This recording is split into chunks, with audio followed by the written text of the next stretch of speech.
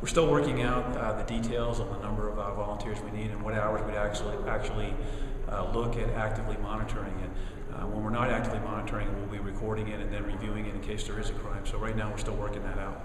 In terms of the active monitoring, what assurance can you give that these volunteers who, are not trained police officers will be behaving responsibly when they're actively monitoring, maybe not zooming in, focusing, spying on somebody?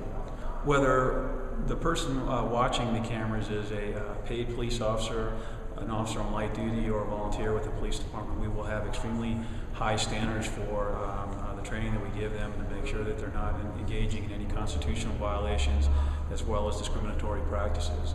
Again, that's my commitment to City Council, that we'll do this right and make sure that we absolutely have the ability to make sure that they're not doing that.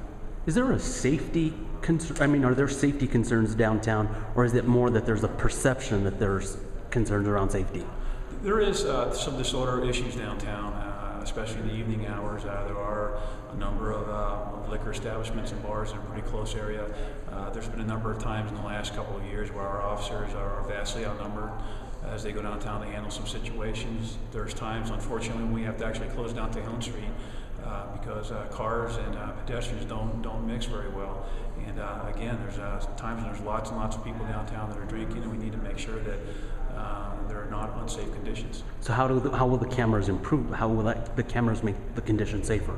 My hope is if we start seeing unsafe conditions downtown through the use of cameras, we get some officers in the area to either get people on their way, disperse them, and at least make sure that they're safely coming and going from business. It'll help us get the police officers in the right areas at the right times if big crowds are starting to form. Part of the